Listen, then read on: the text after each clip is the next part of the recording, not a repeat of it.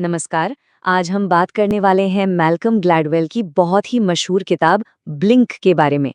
और हम ये जानने की कोशिश करेंगे कि कैसे हम पलक झपकते ही बड़े-बड़े फैसले ले लेते हैं। मतलब ये उस सोच के बारे में है जो हम बिना सोचे समझे ही कर लेते हैं। तो चलिए एक बहुत ही सीधे सवाल से शुरुआत करते हैं। क्या ऐसा सच में हो सकता है कि 2 सेकंड में लिया गया कोई फैसला महीनों की गहरी सोच और एनालिसिस से भी बेहतर साबित हो? सुनने में अजीब लगता है ना? पर यही वो सवाल है जो इस पूरी चर्चा के बिल्कुल केंद्र में है। Amazon.com का एक रिव्यू है जो इस किताब का सार मतलब पूरी बात एक लाइन में कह देता है। ये कहता है, ब्लिंक देखने के पहले 2 सेकंड के बारे में है, वो निर्णायक नज़र जो एक पल में सब जान लेती है। सोचिए ज़रा, ये हमारी पहली नज़र की ताकत है, वो पहली इम्प्रेशन जो अक्सर सच को पकड़ लेती है। ये इशारा करती है कि हमारा अवचेतन मन, हमारा अनकॉन्शियस माइंड कितनी तेज़ी से काम करता है।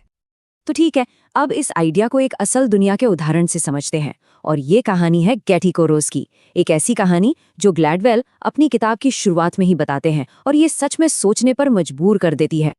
जरा सोचिए, एक तरफ पूरे 14 महीने की साइंटिफिक जांच, रिसर्च, सब कुछ, और दूसरी तरफ कुछ आर्ट एक्सपर्ट्स की बस एक नज़र। उन एक्सपर्ट्स को देखते ही बस एक पल में कुछ गड़बड़ महसूस हुई। वो बता नहीं पा रहे थे कि क्या, पर अंदर से एक अजीब सी फीलिंग थी। और जानते हैं क्या हुआ? आखिर में उनका वही अंदर का एहसास, वही गट फीलिंग सही निकली। वो मूर्ति असल में एक बहुत ही चालाकी से बनाई गई नकली कॉपी थी।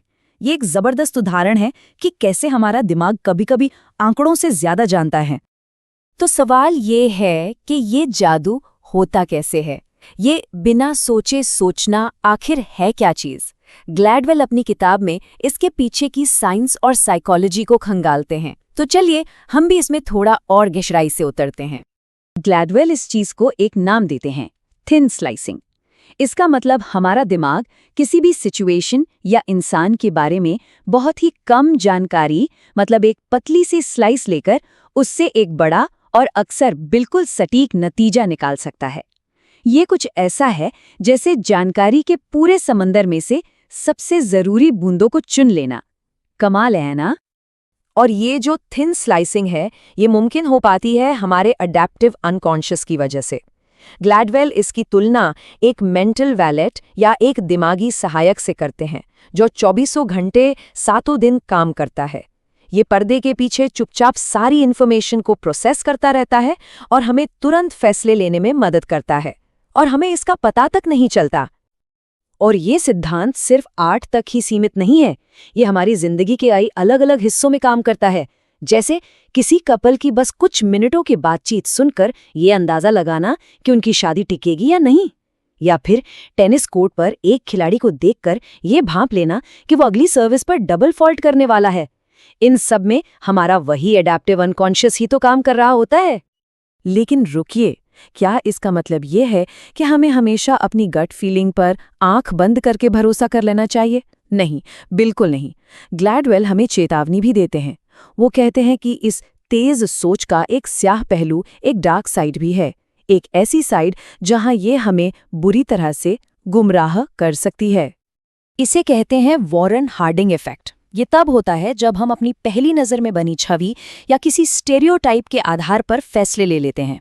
देखिए, वॉरेन हार्डिंग एक अमेरिकी राष्ट्रपति थे जो दिखने में बिल्कुल राष्ट्रपति जैसे लगते थे, हैंडसम, इम्प्रेसिव, लेकिन उनका कार्यकाल इतिहास के सबसे नाकामयाब कार्यकालों में से एक माना जाता है।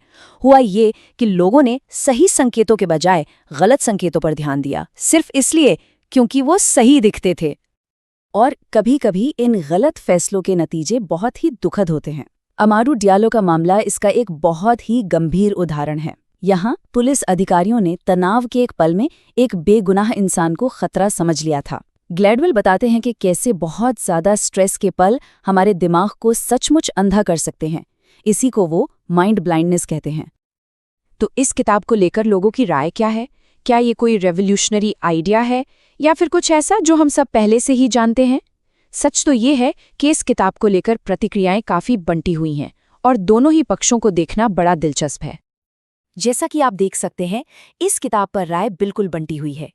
एक तरफ कुछ समीक्षकों ने इसे शानदार और झकझोर देने वाली किताब कहा, वहीं दूसरी तरफ आलोचकों का कहना था कि ये तो बस पुरानी और जानी पहचानी बातें हैं जिन्हें नए पैकेट में पेश किया गया है। एक ने तो मजाक में यहाँ तक कह दिया कि ब्लिंक पढ़ने से अच्छा है जाके एक झपकी ले लो, आप बेहतर महसूस करेंगे। इससे साफ पता चलता है कि ये जो सहज ज्ञान का आइडिया है, ये जितना दिलचस्प है उतना ही विवादों से घिरा हुआ भी है।